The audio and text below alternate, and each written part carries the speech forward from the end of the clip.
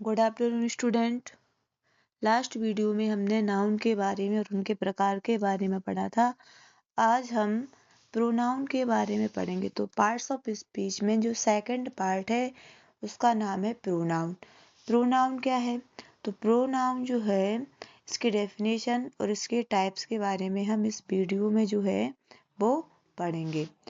Pronoun is a word that is used instead of a noun to avoid repetition। तो pronoun वह शब्द है जो संज्ञा के स्थान पर प्रयोग होता है ताकि हमें बार बार संज्ञा को दोहराना ना पड़े। प्रोनाउन जो है वो किसके स्थान पर लगाते हैं? नाउन के स्थान पर लगाते हैं। तो नाउन तो सबको समझ में आ गया होगा कि नाउन क्या है। नाउन जो है वो किसी वस्तु, व्यक्ति या स्थान के नाम को संज्ञा कहते हैं या नाउन कहते हैं। और जो नाउन के स्थान पर जिसको हम लगाते हैं उसे प्रोनाउन कहते हैं। अब प्रोनाउन का यूज क्या होता है? तो जो प्रोनाउन है इसको हम नाउन के स्थान पर प्रयोग करते हैं। अब जैसे इधर समझ लेते, Ram is a boy, he is tall. अब ऐसा तो नहीं बोलेंगे कि राम इज अ बॉय, एक बार तो चल जाएगा, Ram is a boy, Ram is tall, नहीं। तो राम के स्थान पर हमने किसे लगाया है? ही को। किसे लगाया है?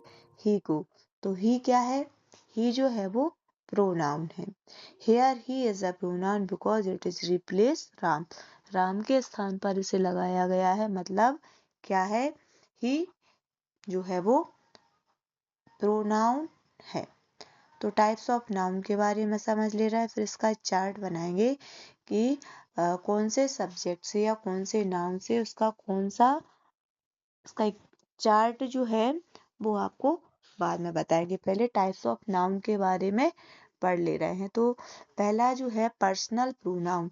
पर्सनल प्रोनाउन पुरुषवाचक सर्वनाम जो कि किसी विशेष व्यक्तियों के लिए और वस्तुओं के लिए लगाया जाता है, उसे क्या कहा जाता है? पर्सनल प्रोनाउन कहा जाता है। या सरल शब्दों में हम इसे सब्जेक्ट भी कहते हैं। जब कोई सेंटेंस होता है जो वर्ड आगे यूज किया जाता है वो सब्जेक्ट होता है, या तो वो नाउन होता है, उसके स्थान पर जो लगाए जाते हैं उन्हें प्रोनाउन मीन्स कहलाता है। तो इसमें एग्जाम्पल में I, we, you, he, she, it, they क्या है? ये पर्सनल प्रोनाउन है जो किसके स्थान पर लगाए जा रहे हैं? नाउन के स्थान पर लगाए जा रहे हैं। She is my sister, they are playing. जो डार्क वर्ड्स में लिखे हुए हैं वो क्या है? प्रोनाउन है। नेक्स्ट है पजेसिव प्रोनाउन। पजेसिव प्रोनाउन का प्रयोग किसी वस्तु पर या किसी व्यक्ति पर अपने अधिकार को बताने के लिए किया जाता है और इसको हम पजेसिव वर्ड से समझते हैं। जैसे my, mine, your, his, her, your, our, their, ये सब कौन से वर्ड हैं? पजेसिव प्रोनाउन है। एग्जाम्पल में समझ लेते हैं, this is mine, this book is mine, यह मेरी किताब है। दैट हाउस इज देयर, यह उनका घर है। तो इसमें जो माइन और देयर हैं वो क्या है? पजेसिव प्रोनाउन है। थर्ड है रिफ्लेक्टिव प्रोनाउन। अब रिफ्लेक्टिव प्रोनाउन निजवाचक संज्ञा है, और निजवाचक संज्ञा जिसमें कर्ता जो है वो अपने ऊपर किसी चीज को जब लेता है तो उसे क्या कहा जाता है? रिफ्लेक्टिव प्रोनाउन या निजवाचक सर्वनाम कहा जाता है। जैसे माई सेल्फ, अगर मैं खुद के लिए कोई बात यूज कर रही हूँ तो वो आएगा माई सेल्फ। जैसे मैंने अपना यह काम खुद किया, आई डू दिस, मैं अपना काम मैं खुद करती हूँ, I do this work myself. तुम अपना काम खुद करते हो, you do work yourself, वह अपना कार्य खुद करता है, he does his work himself. लड़की है तो she does her work herself और इट सेल्फ अवर सेल्फ। तो सेल्फ जो लगा होता है इससे हमें समझ जाना है कि रिफ्लेक्टिव प्रोनाउन है। नेक्स्ट है डेमोन्स्ट्रेटिव प्रोनाउन, संकेतवाचक सर्वनाम। डेमोन्स्ट्रेटिव प्रोनाउन का मीन्स होता है संकेतवाचक सर्वनाम, जो किसी विशेष वस्तु की ओर इशारा करते हैं, संकेत करते हैं, उसे डेमोन्स्ट्रेटिव प्रोनाउन कहा जाता है। वह 4 प्रकार के होते हैं, दिस, दैट, दीज और दोज। तो इसको थोड़ा सा हम समझ ले रहे हैं कि जो दिस का प्रयोग है जब कोई चीज एक होती है और कहाँ होती है, पास में होती है, तो क्या लगाते हैं, दिस। जैसे हमने बोला this is my pen, this is my book, this is my table, this is my mobile. जो चीज पास में होगी, एक होगी, तो क्या लगाएंगे उसके लिए, दिस। और इसी का अपोजिट होता है दैट। तो दैट का प्रयोग भी एक के लिए किया जाता है, कोई एक वस्तु होती है, लेकिन इसमें जो है जब कोई चीज दूर होती है तो वो आता है, तो उसमें हम क्या लगाते हैं, दैट लगाते हैं। जैसे हमने बोला that is bag, that is tree, that is house. जो चीज एक है और दूर है तो क्या लगाते हैं, दैट। दीज, दीज जो है वो दिस का बहुवचन है। किसका है, दिस का। दिस में जहाँ हम एक वस्तु के लिए जो पास में होती है उसके लिए लगा रहे थे। दीज जो है जब बहुत सारी वस्तुएं होती हैं, कितनी होती हैं, बहुत सारी वस्तुएं होती हैं, और कहाँ होती हैं, पास में होती हैं, पास में होती हैं और बहुत सारी होती हैं, तो क्या लगाते हैं, दीज। जैसे हमने बोला these are mangoes, these are chairs, these are books, these are pens, these are tables. तो क्या लगाते हैं उसमें, दीज। और दीज नेक्स्ट है दोज। दोज जो है वो किसका अपोजिट वर्ड है, दोज जो है वो है दैट का अपोजिट वर्ड नहीं, बहुवचन है। दैट जहाँ एक के लिए लगा रहे थे, वहीं जो दोज है वो बहुत सारी चीजें और कहाँ होती हैं, दूर होती हैं, तो हम क्या लगाते हैं, दोज। जैसे हमने बोला those are packs, those are schools, those are chairs, those are trees, those are mangoes, those are apples, those are my friends। तो इस तरीके के जब सेंटेंस होते हैं तो हम दोज का प्रयोग करते हैं। कॉम्पिटिटिव एग्जाम में हमेशा इसमें से डोमेस्टेटिव प्रोनाउन में से एक सेंटेंस जो है वो अवश्य करके आता है। नेक्स्ट है इंटेरोगेटिव प्रोनाउन। इंटेरोगेटिव प्रोनाउन को प्रश्नवाचक सर्वनाम कहा जाता है।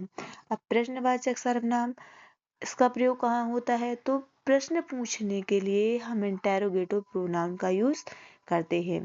जैसे कि who, whom, who, which, what। Who means जो है, हु मीन्स होता है कौन। हु मीन्स क्या होता है, कौन। हु मीन्स कौन या किसे होता है।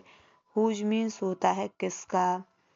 और विच, विच मतलब होता है कौन सा। व्हाट मतलब होता है क्या। तो इनका जो प्रयोग है, जैसे हु इज देयर, वहाँ कौन है। व्हाट इज योर नेम, तुम्हारा नाम क्या है। हुज बुक इज दिस, यह किसकी किताब है। होम यू कॉल, तुमने किसे कॉल किया। Which is your favourite actor, which is your favourite game, what's going on. इस तरीके से जब हम क्वेश्चन पूछते हैं तो वो इंटेरोगेटिव प्रोनाउन में आता है। नेक्स्ट है रिलेटिव प्रोनाउन। रिलेटिव प्रोनाउन जो है वो दो सेंटेंस को जोड़ने का काम करता है। दो सेंटेंस होते हैं और अलग अलग सेंटेंस होते हैं, उनको संज्ञा से जोड़ने का काम करता है, उसे संबंध बताता है नाउन से, उसे रिलेटिव प्रोनाउन कहा जाता है। अब देखने में तो ऐसा लग रहा होगा जैसे इधर हमने पढ़े थे इंटेरोगेटिव, इंटेरोगेटिव में भी हु आया था, बिच आया था, हुज आया था, तो इधर भी वो वर्ड रिपीट हो रहे हैं। तो इसमें अंतर इतना है कि जो इंटेरोगेटिव प्रोनाउन होते हैं या क्वेश्चन वर्ड होते हैं, उनमें लास्ट में हमें जो है वो क्वेश्चन मार्क देखने को अवश्य मिलता है। तो क्वेश्चन मार्क से समझ जाना है कि वो इंटेरोगेटिव क्वेश्चन है।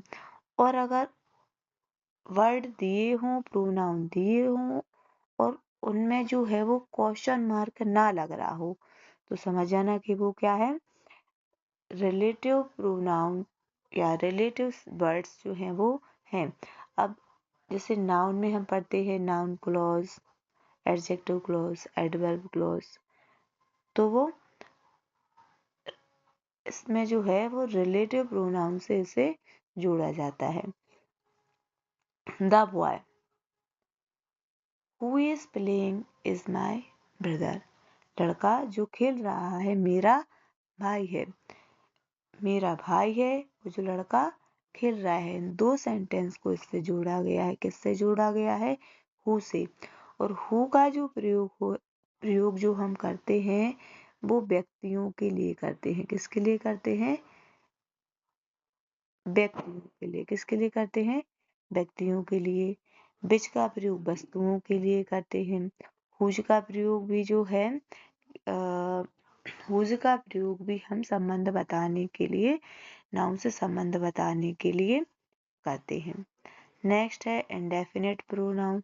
इंडेफिनिट प्रोनाउन मीन्स जो है जिसका प्रयोग अनिश्चित किसी वस्तु या व्यक्तियों के लिए करते हैं। जैसे someone, anyone, everyone, sometime, something, nothing.